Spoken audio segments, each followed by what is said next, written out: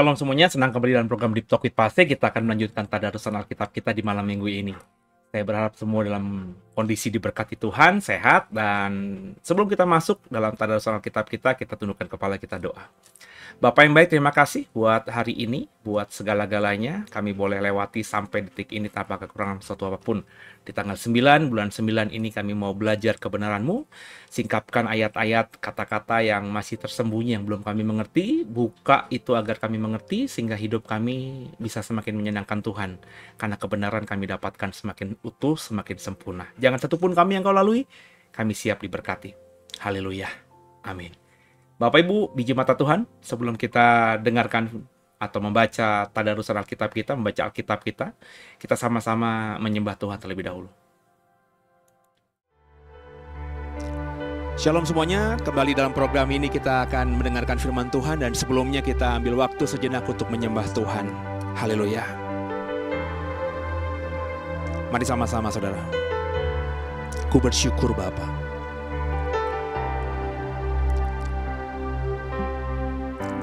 Banyak yang Kau perbuat di dalam hidupku, rancangan indahmu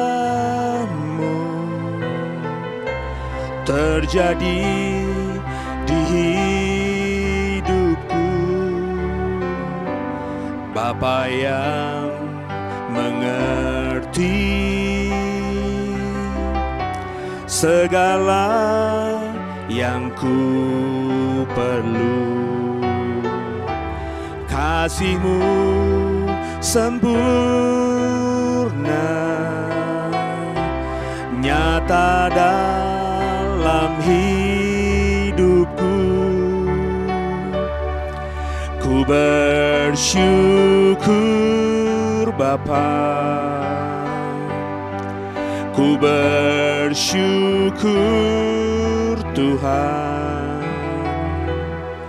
buat kasih setia-Mu di dalam hidupku. Ku bersyukur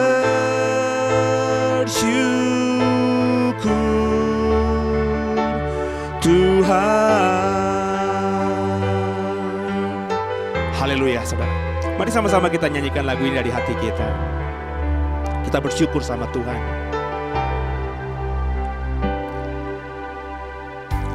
Banyak yang Kau perbuat di dalam hidupku, rancangan indahmu terjadi di hidupku. Bapa yang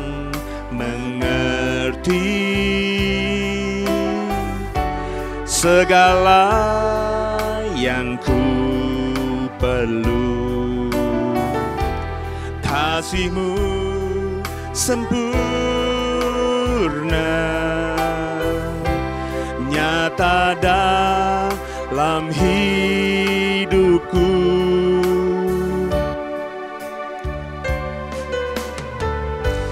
Banyak yang Kau perbuat di dalam hidupku, rancangan indah-Mu terjadi di hidupku. Bapa yang mengerti segala yang ku perlu. Kasih-Mu sempurna, nyata dalam hidupku. Ku bersyukur Bapa,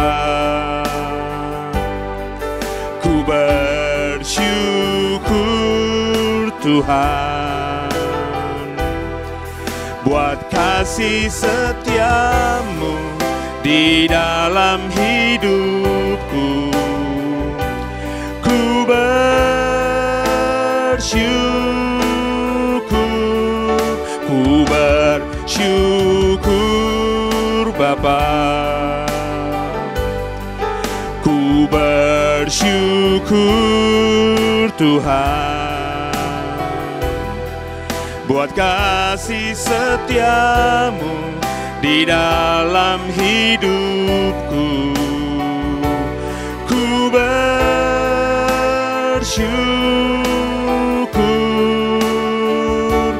Tuhan, ku bersyukur,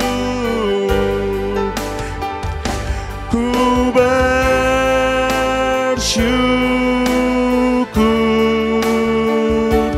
Tuhan.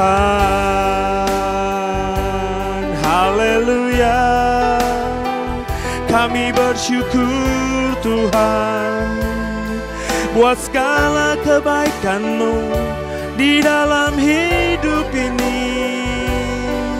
Rancangan-Mu selalu indah atas setiap kami Tuhan. Haleluya, Bapa yang ajaib, Bapa yang selalu mengerti segala kebutuhan kami.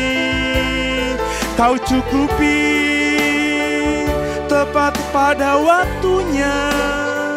Kami bersyukur punya Allah seperti-Mu Tuhan.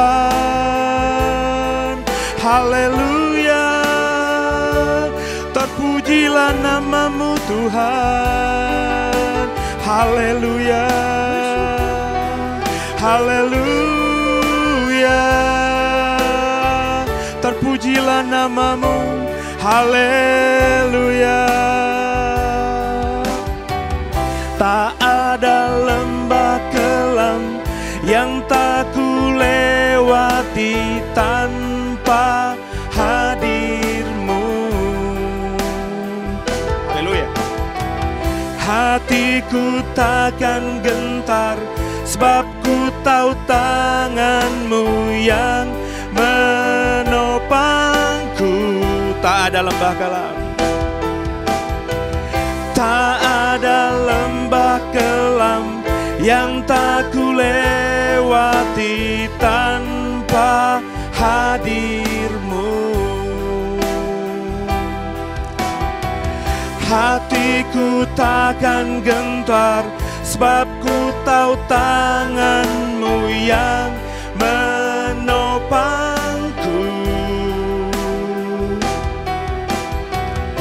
Kaulah Yesus, Kaulah Tuhan, hanya Kau ku percaya. Kaulah Yesus, Kaulah Tuhan, harapan hidupku. Haleluya. Ku bersyukur Bapa, ku bersyukur Tuhan, buat kasih setiamu di dalam hidupku. Ku bersyukur,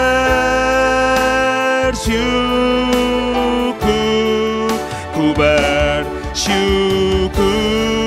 Bapa,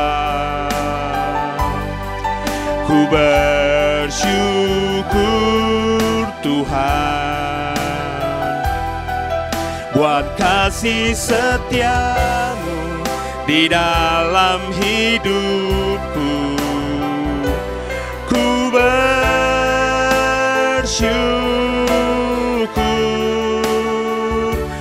Tuhan, buat kasih setiamu Tuhan, buat kasih setiamu di dalam hidupku. Ku bersyukur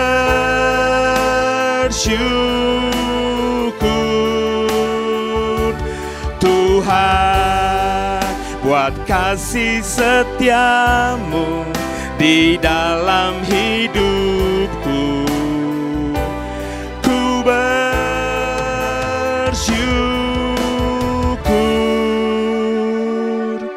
Tuhan. Haleluya, semoga diberkati. Tuhan semua memberkati saudara. Ya, kita akan membaca Yesaya pasal 42, saudara ya. Perikopnya diberi judul Hamba Tuhan oleh Lembaga Alkitab Indonesia. Kita baca ayat 1 dan seterusnya. Lihat, itu hambaku yang kupegang, orang pilihanku yang kepadanya aku berkenan. Aku telah menaruh rohku ke atasnya supaya ia menyatakan hukum kepada bangsa-bangsa. Ia tidak akan berteriak atau menyaringkan suara atau memperdengarkan suaranya di jalan. Bulu yang patah terkulai tidak akan diputuskannya. Sumbu yang pudar nyalanya tidak akan dipadamkannya. Tapi dengan setia ia akan menyatakan hukum. Ia sendiri tidak akan menjadi pudar dan tidak akan patah terkulai, sampai ia menegakkan hukum di bumi. Segala pulau mengharapkan pengajarannya. Beginilah firman Allah, Tuhan yang menciptakan langit dan membentangkannya, yang menghamparkan bumi dengan segala yang tumbuh di atasnya, yang memberikan nafas kepada umat manusia, yang mendudukinya, dan nyawa kepada mereka yang hidup di atasnya. Aku ini, Tuhan telah memanggil engkau, untuk maksud menyelamatkan. Telah memegang tanganmu, aku telah membentuk engkau dan memberi engkau menjadi perjanjian bagi umat manusia, menjadi terang untuk bangsa-bangsa, untuk membuka mata yang buta, untuk mengeluarkan orang hukuman dari tempat tahanan, dan mengeluarkan orang-orang yang duduk dalam gelap dari rumah penjara. Aku ini Tuhan, itulah namaku. Aku tidak akan memberikan kemuliaanku kepada yang lain atau kemasyuranku kepada patung. Nubuat-nubuat yang dahulu sekarang sudah menjadi kenyataan. Hal-hal yang baru hendak kuberitahukan. Sebelum hal-hal itu muncul, aku mengabarkannya kepadamu. Perikop berikutnya, puji-pujian tentang penyelamatan. Nyanyikanlah nyanyian baru bagi Tuhan dan pujilah Dia dari ujung bumi. Baiklah laut bergemuruh serta segala isinya, dan pulau-pulau dengan segala penduduknya. Baiklah padang gurun menyaringkan suara dengan kota-kotanya dan dengan desa-desa yang didiami Kedar. Baiklah bersorak-sorak penduduk bukit batu. Baiklah mereka berseru-seru dari puncak gunung-gunung. Baiklah mereka memberi penghormatan kepada Tuhan dan memberitakan pujian kepadanya di pulau-pulau. Tuhan keluar berperang seperti pahlawan, seperti orang perang. Ia membangkitkan semangatnya untuk bertempur. Ia bertempik sorak. Ia memekik terhadap musuh-musuhnya. Ia membuktikan kepahlawanannya. Aku membisu dari sejak dahulu kala. Aku berdiam diri. Aku menahan hatiku. Sekarang aku mau mengerang seperti perempuan yang melahirkan. Aku mau mengah-mengah dan megap-megap. Aku mau membuat tandus gunung-gunung dan bukit-bukit. Dan aku mau membuat layu segala tumbuh-tumbuhannya. Aku mau membuat sungai-sungai menjadi tanah kering. Dan mau membuat kering telaga-telaga. Aku mau memimpin orang-orang buta di jalan yang tidak mereka kenal. Dan mau membawa mereka berjalan di jalan-jalan yang tidak mereka kenal. Aku mau membuat kegelapan yang di depan mereka menjadi terang, dan dalam yang berkeluk-keluk menjadi tanah yang rata. Itulah hal-hal yang hendak kulakukan kepada mereka, yang pasti akan kulakukan. Orang-orang yang kupercaya kepada patung pahatan akan berpaling ke belakang mendapat malu, yaitu orang-orang yang berkata kepada patung tuangan, "Kamulah Allah kami." Perikop berikutnya, saudara ya. Kegagalan dan kebutaan Israel. Dengarkanlah, hai orang-orang tuli, pandanglah dan lihatlah, hai orang-orang buta. Siapakah yang buta selain dari hambaku, dan yang tuli seperti utusan yang kusuruh? Siapakah yang buta seperti suruhanku, yang tuli seperti hamba Tuhan? Engkau melihat banyak tapi tidak memperhatikan. Engkau memasang telinga tapi tidak mendengar. Tuhan telah berkenan demi penyelamatannya, untuk memberi pengajarannya yang besar dan mulia. Namun mereka, suatu bangsa yang dijarah dan dirampok. Mereka semua terjebak dalam geronggang dan disembunyikan dalam rumah-rumah penjara. Mereka telah menjadi jarahan dan tidak ada yang melepaskan, menjadi rampasan dan tidak ada yang berkata, "Kembalikanlah." Siapakah yang di antara kamu yang mau memasang telinga kepada hal ini, yang mau memperhatikan dan memperdengarkannya untuk masa yang kemudian?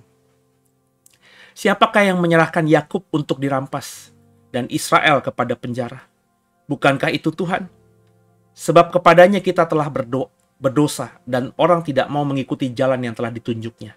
Dan kepada pengajarannya orang tidak mau mendengar. Maka ia telah menumpahkan kepadanya kepanasan amarahnya dan peperangan yang hebat yang menghanguskan dia dari sekeliling tempat, dari sekeliling. Tapi ia tidak menginsafinya, dan yang membakar dia tetapi tidak memperhatikannya. Haleluya. Terpujilah nama Tuhan.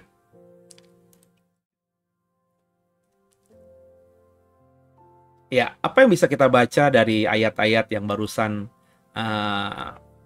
kita baca ya, kita coba mengerti apa maksudnya ya Yesaya 42 ini, Bapak Ibu. Yang pertama tentunya yang perikop hamba Tuhan tadi, kita bisa menemukan informasi bahwa Tuhan akan mengirimkan ya hambanya. Dalam kalimat ayat 1 pasal 42, hambaku yang kupegang, orang pilihanku yang kepadanya aku berkenan. Aku telah menaruh rohku ke atasnya, supaya ia menyatakan hukum kepada bangsa-bangsa. Jadi ada nubuat soal hamba Tuhan. Ya, Bapak Ibu menghubungkannya, menemukan benang merahnya tidak dengan Yesus misalnya dalam ayat ini. Sebab kalimat-kalimat dalam Yesaya 42 ini paling tidak Bapak Ibu tentu pernah dipakai oleh penulis perjanjian baru.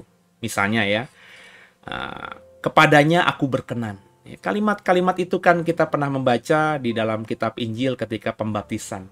Ada suara dari surga yang berkata, "Inilah anakku yang kukasihi, kepadanya lah aku berkenan." Ya. Terus menaruh rohku ke atasnya. Ya. Roh Kudus ya turun ke atas Yesus juga dalam konteks pembaptisan. Ya. Apakah perikop Yesaya 42 ini merujuk pada Yesus yang berinkarnasi menjadi manusia di dalam perjanjian baru itu? Ya, saya percaya iya, saudara. Ya, bahwa ayat-ayat ini tentu penggenapannya terjadi dalam konteks kedatangan Tuhan. Ya, yang pertama 2000 tahun yang lalu sebagai manusia Yesus yang tinggal di Palestina, lahir di Bethlehem, besar di Nazaret, mati di Golgota. Saudara, kemudian kalau kita membaca ayat-ayat berikutnya, Yesus itulah yang nanti akan memulihkan kita. Ada kalimat dalam ayat 3 yang saya masih ingat banget dulu, menjadi lagu yang saya sukai. Buluh yang patah takkan diputuskannya, ya, sumbu yang pudar takkan dipadamkannya. Ya, hidupmu berharga bagi Allah, gitu kurang lebih, saudara ya. Jadi kita ini adalah orang-orang yang nanti akan mengalami pemulihan ketika Tentu kalau dalam konteks Yesaya ketika nanti hamba Tuhan itu datang.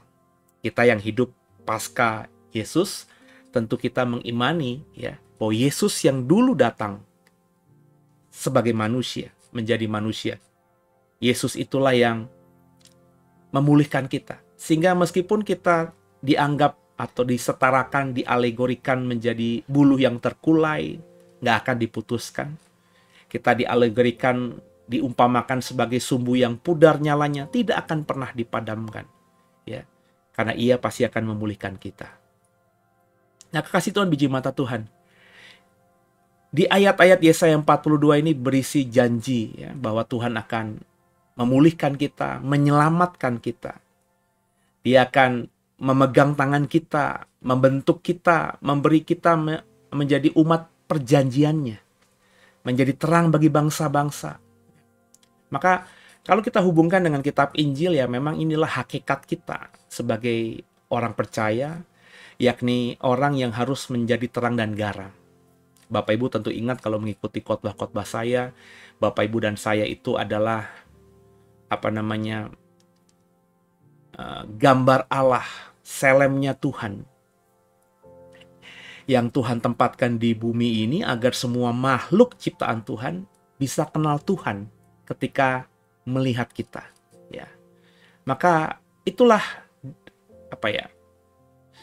takdir kita sebagai manusia, seharusnya menjadi terang dan garam bagi dunia, agar dunia mengenal Tuhan, memuji Tuhan lewat kehidupan kita, sehingga akhirnya kita bisa menjadikan dunia ini seperti surga gitu.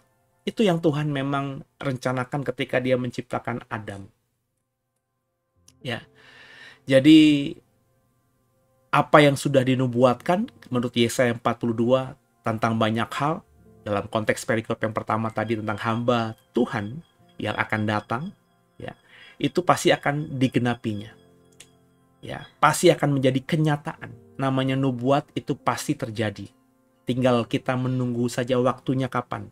Sebab waktu Tuhan bukan waktu kita. Nah, ketika kita dalam konteks Yesaya bicara kepada orang-orang Israel, orang-orang Yehuda bahwa ada hamba Tuhan nanti akan memulihkan, maka perikop berikutnya nyambung itu, ya, puji-pujian tentang penyelamatan. Bahwa apa yang akan kita terima nanti, keselamatan yang akan kita terima nanti, itu kata Yesaya kepada umat Israel, umat Yehuda, bahwa kita harus respon dengan puji-pujian. Ya. Kita harus menyanyi bagi Tuhan, sebuah nyanyian yang baru. Ya. Jadi biarlah seluruh bumi memuliakan Tuhan. Ya. Tentu seluruh bumi ini maksudnya ketika kita memuliakan Tuhan, kita yang adalah selemnya Tuhan, gambarnya Allah memuliakan Tuhan, maka makhluk ciptaan yang lainnya itu pun yang melihat kita akan memuliakan Tuhan. Ketika kita memuliakan Tuhan lewat segala ciptaan, mereka pun nanti akan merespon itu. Ya. Saya kan lagi seneng, Bapak Ibu yang sering dengar khotbah saya pasti tahu bahwa saya sedang sering dengar tentang peternakan, ya, kambing, domba, sapi, lembu, dan seterusnya. Dari banyak video tentang peternakan yang saya tonton, seringkali peternak-peternak itu berusaha mengirit dengan memberi pakan yang ala kadarnya kepada hewan ternaknya, dengan ya melakukan treatment-treatment yang ala kadarnya, yang penting hewan ternaknya itu bisa hidup, bisa bertumbuh, semakin gemuk gitu ya. Tapi sang peternak tidak memberikan yang terbaik kepada hewan ternaknya dengan membatasi misalnya pakan, rumput, atau hijau-hijauan yang biasanya mestinya diberikan. Ini contoh saja ya, misalnya 5 kilo, alah 2 kilo juga nggak apa-apa kok, nggak mati. Terus pakan-pakan tambahan seperti konsentrat gitu ya, yakni pelet dan seterusnya. Contoh-contohnya itu banyak sekali. Itu yang tadinya mestinya harus diberikan, tapi nggak usahlah, rumput aja. Makan rumput pun nggak kenapa-napa kok, karena di aslinya juga cuma makan rumput. Tapi kita berusaha atau bermimpi hewan ternak kita itu tumbuh besar, cepat gemuk, sehingga ketika kita jual, kita mendapatkan untung yang besar. Kandang, nggak perlu kita bersihkan setiap hari, orang binatang kok, hewan kok, kecuali kita rumah. Jadi dibersihkan seminggu sekali, sehingga yang namanya kotoran dari hewan ternak kita, yaitu menimbulkan bau yang tidak enak, pemandangan yang tidak sedap, lalat juga akhirnya banyak di situ. Jadi lingkungan menjadi nggak sehat, tetangga terganggu, dan seterusnya, dan seterusnya, dan seterusnya.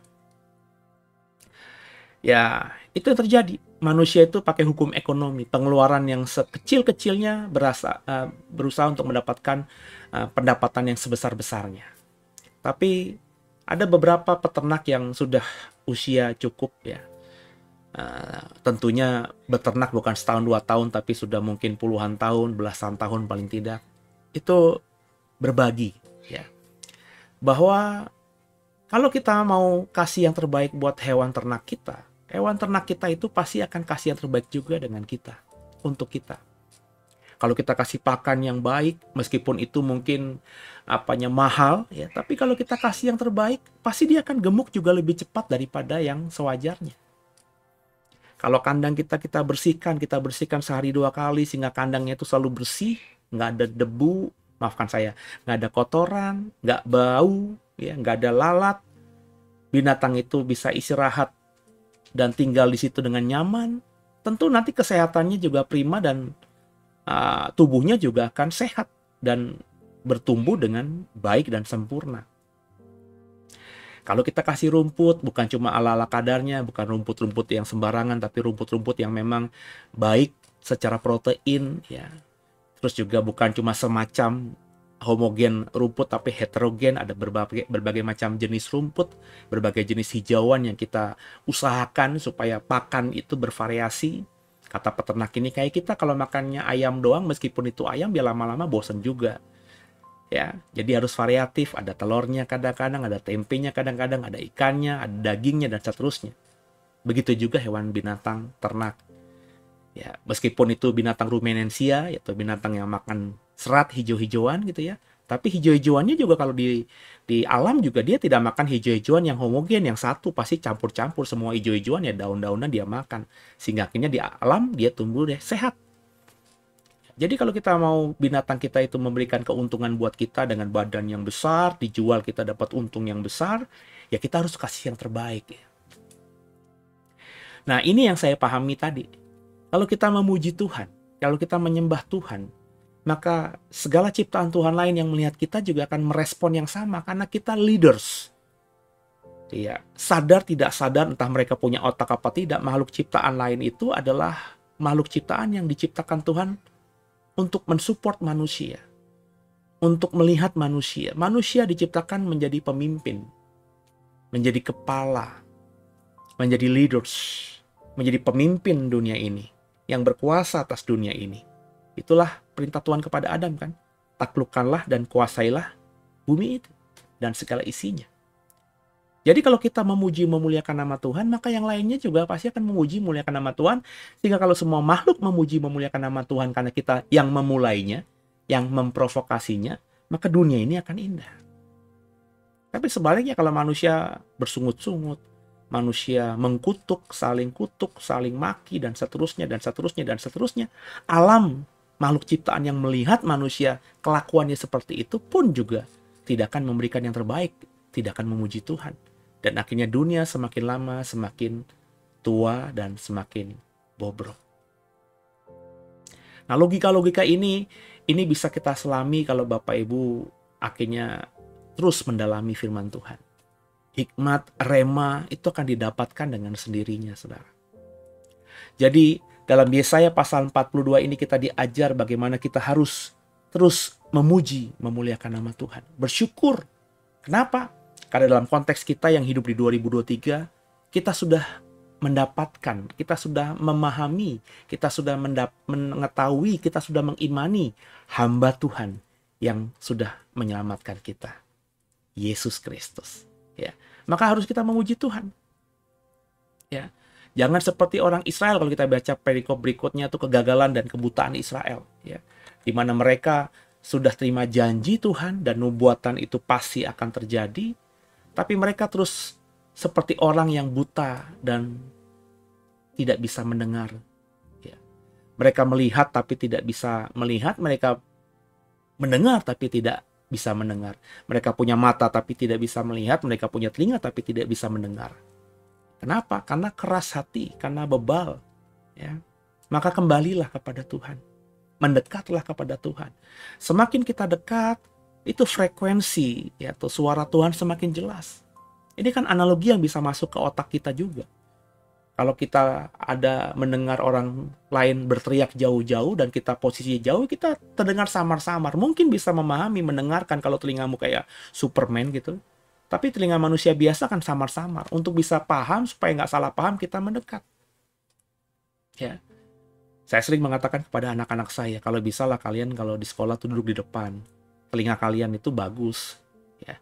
Tapi yang papa tahu, saya bilang itu, guru itu kadang-kadang kalau ngajar ngomongnya pelan. Ya, tidak kencang. Sehingga kalau kelas lagi ribut, ada suara-suara dari luar yang mengganggu, ya kita sepertinya mendengar, tapi nggak paham apa yang diomongin oleh guru tersebut. Maka harus mendekat. Dengan mendekat kita semakin jelas. Dengan mendekat, karena kita akhirnya dekat, diperhatikan juga guru, kita akhirnya bisa fokus. Karena kalau kita main kesana kesini, dilihat langsung oleh guru, guru pasti menegur kita kan. Nah, supaya kita bisa terus memuji Tuhan karena kita menyadari kita sudah diselamatkan oleh Yesus, hamba Tuhan yang menyelamatkan itu, maka kita harus dekat kepada Tuhan. Harus mau mendengarkan Tuhan.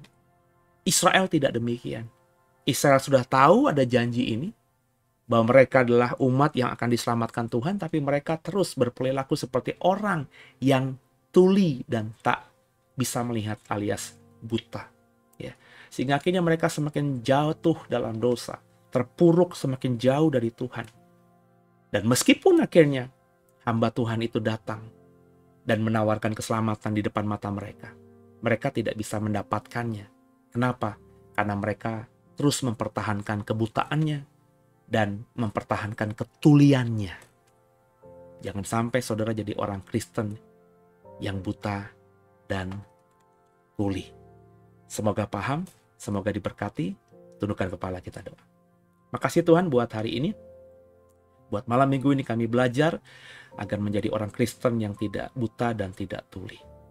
Ampuni salah dosa kami, Yesus Kristus adalah Tuhan Juru Selamat kami yang hidup, dan ke dalam tangan-Mu lah kami serahkan tubuh, jiwa, dan roh kami. Haleluya. Amin. Bapak Ibu, sampai jumpa di ibadah minggu besok. Minggu pagi jam 6 saya ada di online, ibadah online jam 6. Saya akan mengupas sisi lain dari Hagar. Entah kenapa, saya suka banget sama tokoh perempuan yang namanya Hagar ini. Berikutnya di ibadah jam 11 saya akan melanjutkan seri khotbah saya soal Tritunggal. Ya, apakah Yesus itu adalah Allah? Atau Yesus itu sama dengan Allah? Atau Yesus itu sama dengan Bapa? Atau Yesus itu tidak sama dengan Bapa, tidak sama dengan Allah, dan seterusnya? Coba kita akan bahas. Kita akan kulik. Sehingga Bapak, Ibu, dan saya nanti sampai pada titik ketika seri khotbah tentang Tritunggal ini selesai, Bapak Ibu punya pemahaman yang benar, yang alkitabiah dari topik tentang Allah kita. Semoga Bapak Ibu terus setia. God bless you. Haleluya.